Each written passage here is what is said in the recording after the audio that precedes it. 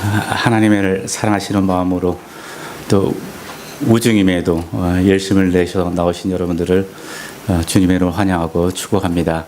우리 옆에 있는 분들께 이렇게 인사 나눴으면 좋겠습니다. 앉아 계신 모습이 참 아름답습니다. 진심으로 인사 나누셨지요? 제가 보기에도 여러분 앉아 계신 모습이 참 아름답습니다.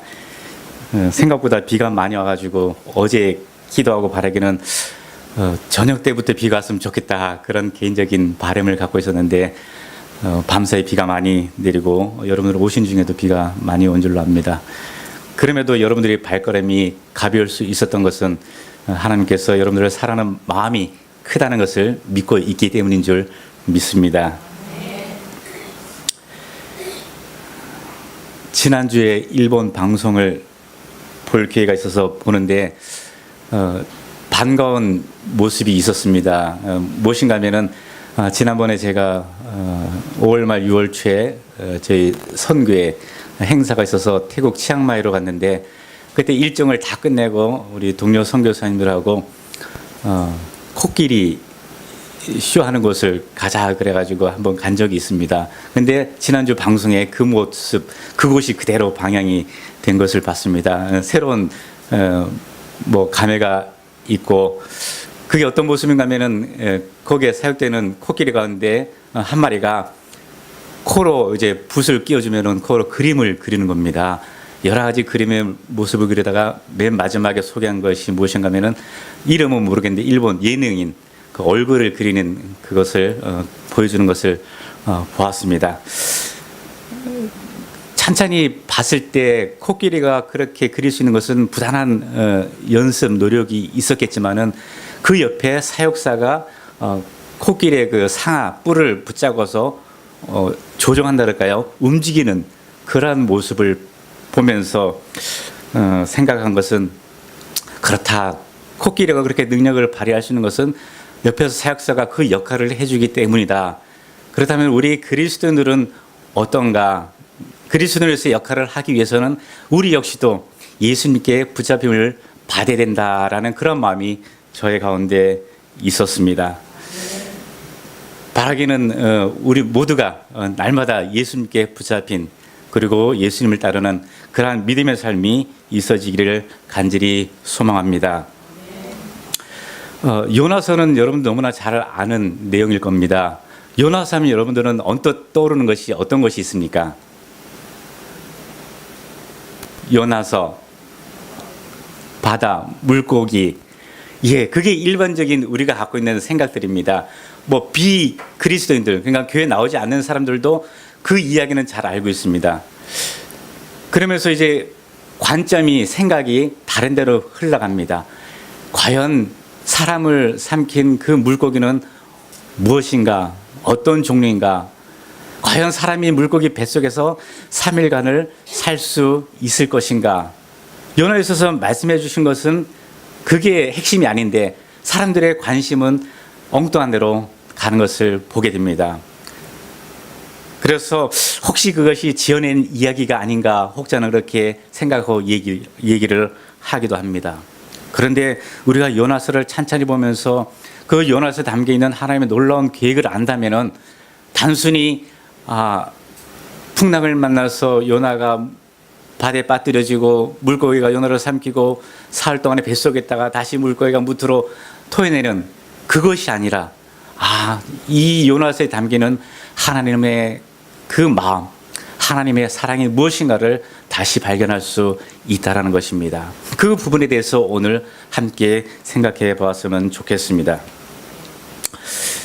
요나서에 있어서 가장 중요한 것이 무엇이냐면은 하나님께서 전 세계를 구원하시고자 하는 그런 열방, 모든 족속, 모든 사람을 구속하고자 하는 그 마음이 가득 담겨 있다는 것입니다.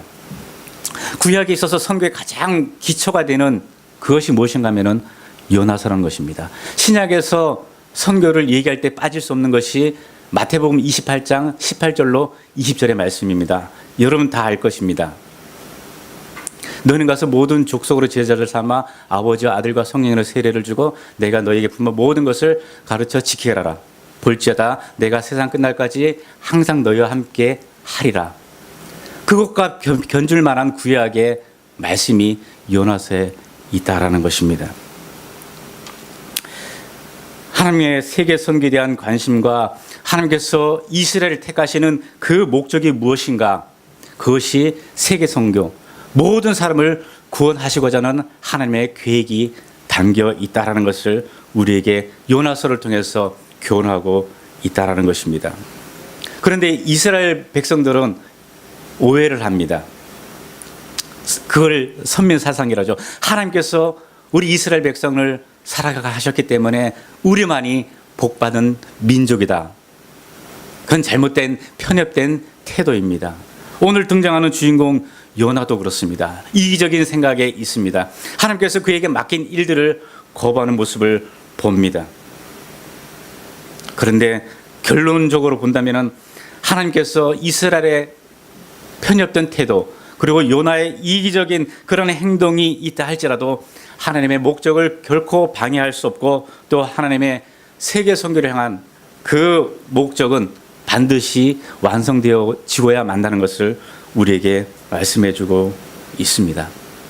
요나서에 이런 배경이 있는 것을 통해서 말씀의 제목대로 하나님의 생각이 무엇인가 한번 짚어보았으면 좋겠습니다. 오늘 읽은 성경 1절로 3절에 보면은 몇 가지의 관심이 있습니다. 첫 번째로는 하나님께서 갖고 계신 관심입니다. 두 번째로는 요나가 가지고 있는 관심입니다. 그리고 마지막 세 번째로 니느웨 사람들이 갖고 있는 관심입니다. 하나님의 관심과 요나의 관심 그리고 니느웨 사람들의 관심이 전부 다 다르다는 것을 요나서를 읽어보면 우리는 발견하게 됩니다. 오늘 현실도 마찬가지입니다. 저도 그렇고 여러분들도 그렇고 각 개인이 갖고 있는 관심은 저마다 다 다릅니다. 그때그때 상황에 따라서 좀 더 집중해서 관심을 가지기도 하고 아니면 좀 더 앞을 바라보는 관심을 가지고 생활하기도 합니다. 우리 모두 다 서로 다른 관심 속에서 살아가고 있다는 것입니다.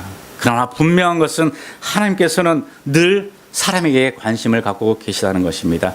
여기 앉아 계신 여러분 한 분 한 분에게 관심을 갖고 또 집중하고 계시다는 사실입니다. 그것을 오늘 말씀을 통해서 다시 한번 발견할 수 있기를 원합니다. 오늘 니느웨 사람들의 관심을 놓고 하나님의 관심과 하나님의 또한 요나의 관심을 함께 살펴보았으면 좋겠습니다. 하나님의 관심은 과연 무엇인가? 2절에 보니까 하나님께서 니느웨를 주시하시는 모습이 나옵니다. 그 당시 니느웨의 모습이 어떻습니까? 중반절에 보니까 그 악독이 내 앞에 상달되었다라고 기록되고 있습니다. 여러분 어디서 많이 보던 그런 광경 아닙니까? 노아 홍수 때에 그런 일이 있었습니다. 그리고 소돔의 멸망의 모습이 그랬습니다. 그들의 악독이 하나님 앞에 상달되었다는 것은 어떤 의미일까요? 그들에게 있어서 관심은 전혀 하나님께 있지 않았다는 겁니다. 어떻게 보면은 하나님은 없는 것처럼 생각하는 그들의 모습을 통해서 옳고 그름에 대한 분별력이 없이 자신의 욕심에만 사로잡혔던 니느웨 사람들의 모습이 아니었을까 생각을 해봅니다. 그러다 보니까 자연히 하나님과 동떨어지는 삶을 살 수밖에 없었다라는 것입니다. 두 번째로 하나님의 관심은 그럼에도 불구하고 니느웨의 악함에도 불구하고 그들을 사랑하셨다라는 것입니다. 그것을 알려주는 것이 무엇인가? 1절로 2절의 말씀입니다. 누구를 부르셨습니까? 요나를 부르십니다. 여호와의 말씀이 아미떼 아들 요나에게 임하니라. 요나에게 말씀합니다. 너는 일어나 그리고 니느웨로 가라. 그리고 나의 말을 선포하라. 전하라는 것입니다. 왜요? 왜 요나를 부르시고 그를 보내시고 하나님의 말씀을 선포케 하셨습니까? 요나를 통해서 하나님의 말씀을 선포함으로 인해서 그들이 돌이켜서 회개함으로 인해서 하나님께 돌아오기를 원하는 간절한 마음이 있었기 때문이라는 것입니다. 그들을 사랑하는 마음이 있으셨기에 요나를 부르셔서 그를 보내고자 하셨다라는 것입니다. 하나님은 사람을 통해서 일하십니다. 그래서 요나를 부르셨습니다. 요나를 부르신 것이, 요나를 보내신 것이 하나님의 사랑의 구체적이고 적극적인 표현이고 표시라는 것입니다. 하나님은 요나를 보내서 하나님의 마음을 전하게 함으로 인해서 그들이 돌아오게 되기를 원하셨다라는 것입니다. 그리고 하나님의 관심은 언제나 우리를 향해서, 여러분들을 향해서 있다라는 사실입니다. 우리가 언제나 건강한 삶을 살기를 원하십니다. 건강한 삶을 살기를 위해서는 우리가 해야 될 것이 있습니다. 그것은 우리가 예수님께 붙어 있어야 한다는 것입니다. 요한복음 15장에 여러분 잘 아는 비유가 있습니다. 포도나무와 가지 비유가 있습니다. 가지가 영양분을 공급받아서 잎을 피우고 열매를 맺기 위해서는 나무에 붙어 있어야 합니다. 그럴 때 생명력이 있는 것입니다. 나무에서 가지가 떨어질 경우에는 어떻습니까? 불 피울 때 쓰이거나 사람들이 지나갈 때 밟히는 그것밖에 없습니다. 우리 집사님, 권사님들은 이제 잘 아실 텐데요. 병원에 아이들을 출산하면은 수많은 아이들이 있습니다. 그런데 내 아이는 금방 찾으시는 것을 보았습니다. 산모가 젖먹이 아이를 못 알아볼 리 없지요. 근데 혹시라도 못 알아본다 할지라도 하나님께서는 한 사람 한 사람을 다 알고 있다라고 말씀합니다. 늘 우리를 바라보시고 우리를 기억하고 있다라는 것입니다.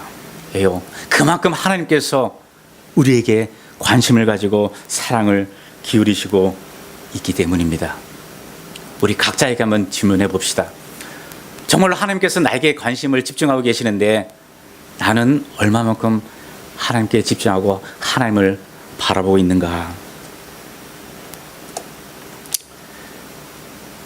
두 번째로 요나의 관심을 살펴보았으면 좋겠습니다. 제 개인적인 일을 한 가지 소개하는 것을 이해해 주셨으면 감사하겠습니다.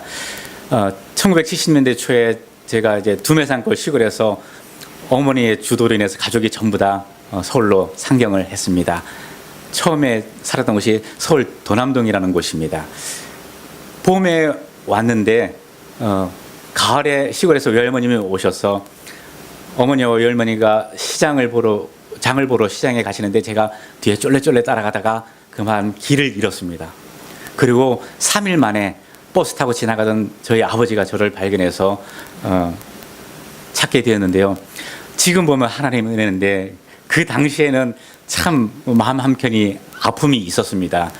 첫 번째로는 그냥 데려가시지 왜 못 데려가시고 자꾸 그냥 두 분만 가셔가지고 길을 잃어버리겠는가.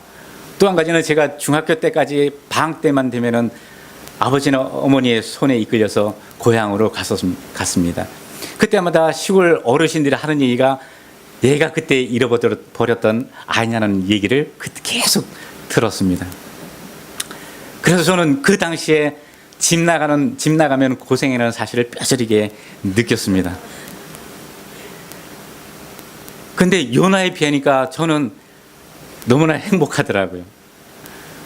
요나가 겪었던 것들을 생각해 보니까 저는 거기에 비할 바가 아니더라고요. 물론 차이는 있습니다. 저는 어머니를 따라가다 길을 잃어버린 부분이 있지만은 요나는 하나님의 사명을 저으려다 보니까 고생을 하게 됐다는 그 차이가 있습니다. 그래서 요나를 보면서 우리는 생각해 보는 것이 사명을 떠나면은 그냥 고생이 아니라 개고생을 한다는 것을 발견하게 됩니다. 요나가 어떤 사람입니까? 그는 선지자입니다. 선지라는 것은 하나님의 말씀을 받아서 다른 사람들에게 전하는 중재자 역할을 하는 사람입니다. 선지자는 하나님부터 임명을 받았고 선지자는 자신의 사사로움에 얽매여서는 안 됩니다. 내 이익보다는, 나의 유익보다는 하나님의 영광을 먼저 구하는 것이 선지자의 직분입니다. 어떤 것이 하나님을 기쁘게 하는 건지, 어떤 것이 하나님을 위하는 것인지가 먼저 대하는 사람이 요나의 위치였습니다. 오늘날에는 그 요나에게만 해당되는 것이 아닙니다. 예수 믿는 모든 사람들은 동일한 사명이 우리에게 부여졌습니다. 아까 마태복음 28장 말씀드렸잖아요. 모든 사람에게 동일한 사명이 주어졌습니다.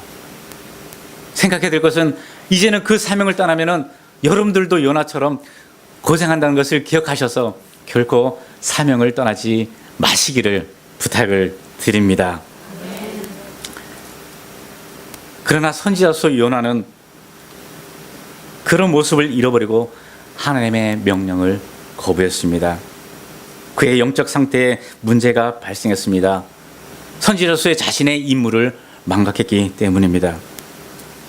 그의 임무는 명령에 순종해서 하나님의 지시를 따르는 일이었습니다. 그런데 어땠습니까? 니느웨로 가라는 하나님의 그 말씀을 외면하고 자기가 가고 싶은 다시스로 발걸음을 옮겼습니다. 니느웨와 다시스는 전혀 다른 방향입니다. 신학자들이 얘기하는 것은 다시스로 가는 데는 약 800km의 거리가 떨어졌다는데 니느웨로 가는 데는 800-900km의 거리가 되는데 다시스로 가는 데는 3000km 정도가 걸린다라고 얘기합니다. 왜 그렇게 먼 길을 가야 할까요?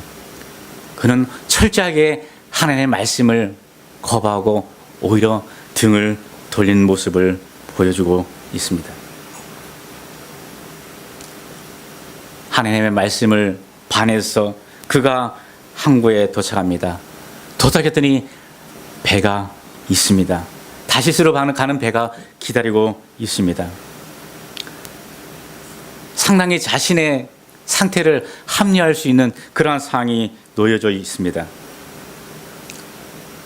사람들도 마찬가지입니다. 이러한 상황이라면 나름대로 자신이 하는 일에 정당성을 부여하려고 한다라는 것입니다. 내가 다시스로 가려니까 배가 놓여있어. 이건 탁탁 맞아떨어지는 것이 역시 나의 갈 길은 다시스야. 그렇게 생각할 수 있다는 것입니다. 1차적으로 볼 때 요나의 생각처럼 행동처럼 뭔가 일이 착착착착 잘 풀린 듯 싶습니다. 절묘한 타이밍을 경험합니다. 그래서 요나가 선택한 것은 결국 하나님에 대한 불순종이었습니다. 3절에 보니까 그렇습니다. 요나가 여호와의 얼굴을 피하라고 일어나 다시스로 도망하려 하여 욥바로 내려갔더니 마침 다시스로 가는 배를 만난지라. 여호와의 얼굴을 피하고 그들과 함께 다시스로 가라고 뱃삭을 주고 배에 올랐더라. 이 내용에서 요나의 문제점이 극명하게 드러납니다. 무엇입니까? 먼저 여호와의 얼굴을 피하려고 합니다. 그리고 도망하려고 합니다. 여기부터 요나의 새로운 길, 고생의 길이 시작되었다라는 것입니다. 정말로 공교롭게 요나가 항구에 도착했을 때 왜 다시스로 가는 배가 있었을까? 요나의 상태가 조금이라도 좋았다라면 그 순간 다시 한번 질문을 던졌을 것입니다. 주님, 내가 하나님의 뜻을 거절하고 다시스로 가려는데 여기 배가 있네요. 어떻게 된 걸까요? 정말로 내가 다시스로 가는 게 맞습니까? 이 상황에서 내가 어떻게 판단하고 결정을 해야 될까요? 기도하고 질문할 수 있었을 것입니다. 그런데 요나는 그러지 않았습니다. 그럴 만한 영적인 상태가 되지 않았기 때문입니다. 오히려 요나는 쾌재를 불렀을지도 모르겠습니다. 그래, 역시 나의 생각이, 나의 판단이 옳았어라고 말합니다. 우리가 하는 일은 당장 잘 되는 것 같아도 그것이 전부라고 착각해서는 안 될 것입니다. 반대로 우리가 뭔가 잘 안 풀린다고 할지라도 그것이 전부라고 또 실망하고 낙담할 필요가 없다는 것입니다. 선택의 순간에 중요한 것은 정말로 다시 한번 우리가 질문하는 겁니다. 주님, 이 상황에서 내가 선택해야 될 것은 무엇입니까? 저는 주님 편에 있기를 원합니다. 하나님 편에 서기를 원합니다. 그런 질문이 있어야 한다는 겁니다.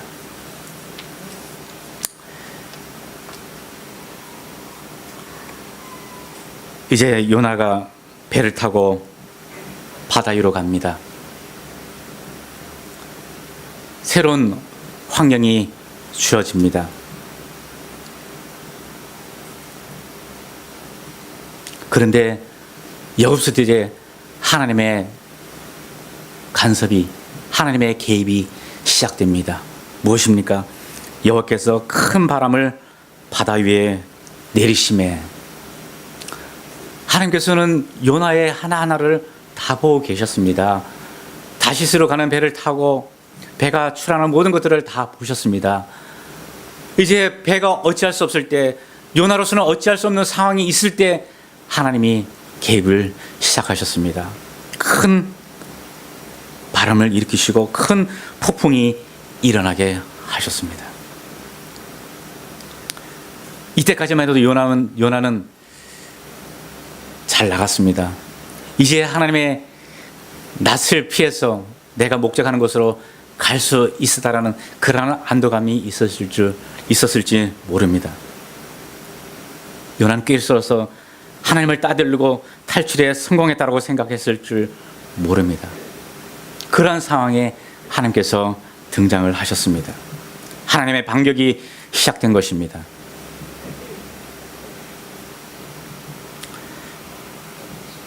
하나님께서 큰 바람을 바다에 내리셨을 때 정작 놀란 것은 요나가 아니었습니다. 누굽니까? 사공들입니다. 갑자기 생긴 태풍에 사공들이 혼비백산합니다. 어느 정도면은 배가 거의 깨지게 될 정도로 위험한 상황에 처했습니다. 그 망망대해에서 배가 깨진다면은 어떠한 결과를 보게 될까요? 배가 깨지고 가라앉게 되니까 사람들이 어떻게 대처합니까? 모든 물건들을 다 버립니다. 물건을 버렸다는 것은 그 물건은 목적지에 갖다 줬을 때 거기로부터 경비를 받습니다. 그런데 물건이 없다는 것은 그들에게 그것을 다 변상해야 될 정도로 중요한 것입니다. 그렇지만 그 상황이 생명보다 귀할 수는 없기 때문에 모든 물건을 다 버립니다. 꿈과 행복을 찾아 나간 항해가 한순간에 죽음과 공포의 항해로 변화되는 것을 사공들은 경험합니다.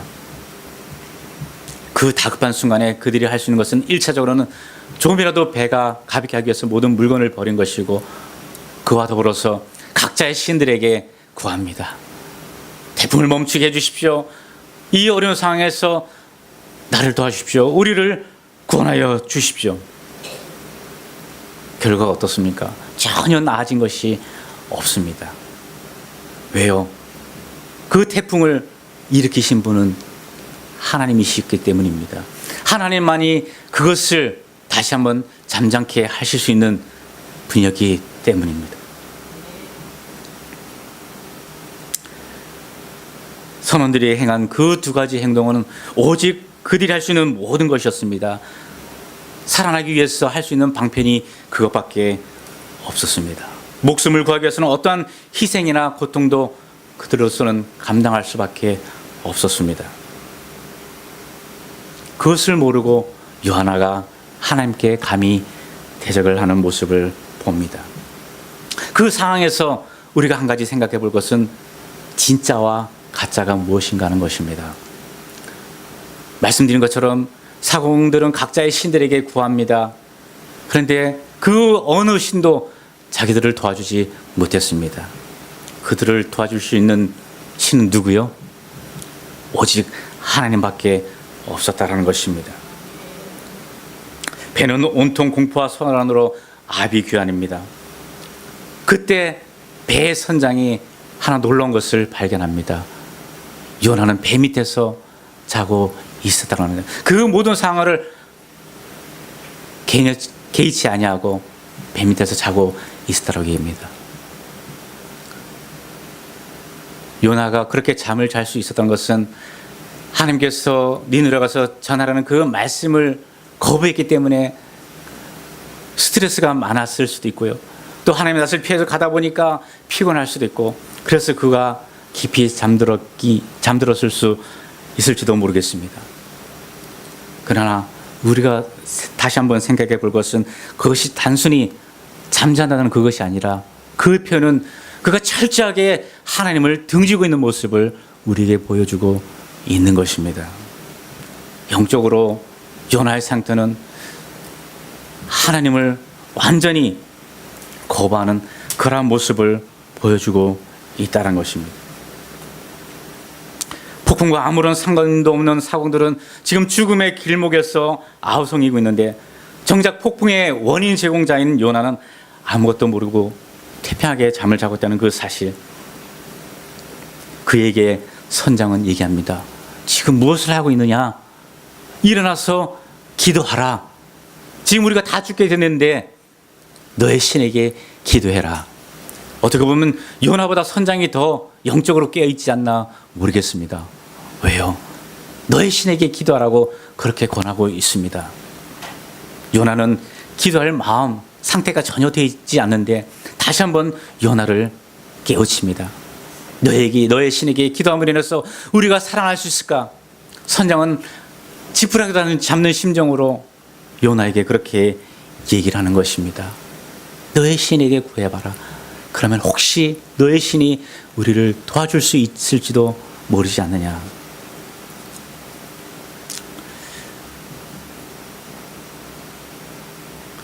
세상 물정에 캄캄한 요나에게 선장은 현재의 상황을 설명하고 행동 지침을 알려주었습니다. 그때 요나가 고백을 합니다. 이 모든 일들이 나로 인해서 발생됐습니다. 너의 하나님은 누구냐? 창조주 하나님 되십니다.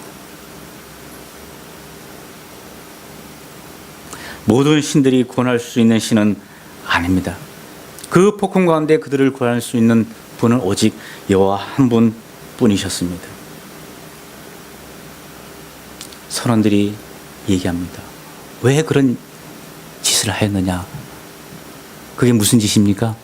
왜 하나님의 말씀을 순종하지 않냐고 너가 이 길로 감으로 인해서 모든 사람들이 고통을 당하게 했느냐라는 것입니다. 한 사람의 불순종에 인해서 수많은 사람들이 생명의 경각에 달린 그러한 상황을 맞이하고 있습니다. 오늘 교회가 그리스도인들이 선포해야 될 것이 무엇인가 하면 바로 이것입니다. 여전히 사공들처럼 많은 신들에게 도움을 받을 수 없는 전혀 무의미한 신들에게 외치고 있는데, 그것을 가르쳐야 될 사명의 책임이 누구에게 있는가? 우리 그리스도인들에게 있다는 것입니다. 이런 상황이 되자 이제 사공들이 범인을 색출했지 않습니까? 누구였습니까? 제비뽑기를 하니까 요나였습니다. 당연히 그렇게 나올 수밖에 없습니다. 왜요? 그 모든 상황들을 하나님께서 다 이끌어 가셨습니다. 배를 항구에 정박시키시고 또 다시스로 가게 하시고 또 그 배를 타게 하시고 큰 폭풍을 일으키게 하시는 이가 하나님이셨습니다. 그 모든 일들을 일으키신 이유가 무엇이라고요? 하나님의 열방을 향한 한 사람 한 사람을 구원하기 위한 그 계획이 있었기 때문에 요나를 통해서 니느웨에 보내서 복음을 전하도록 하는 그것을 이루기 위해서 그 모든 일들을 이루셨다라는 것입니다. 우리의 삶은 늘 하나님 앞에서 살아가는 것입니다. 꼭 제비뽑기를 앞두고서 간절한 마음으로 하나님께 구하는 것이 아니라 늘 매 순간 하나님 앞에서 내 모습을 드러놓고 살아가고 있기 때문에 늘 내 자신을 살펴야 한다는 것입니다.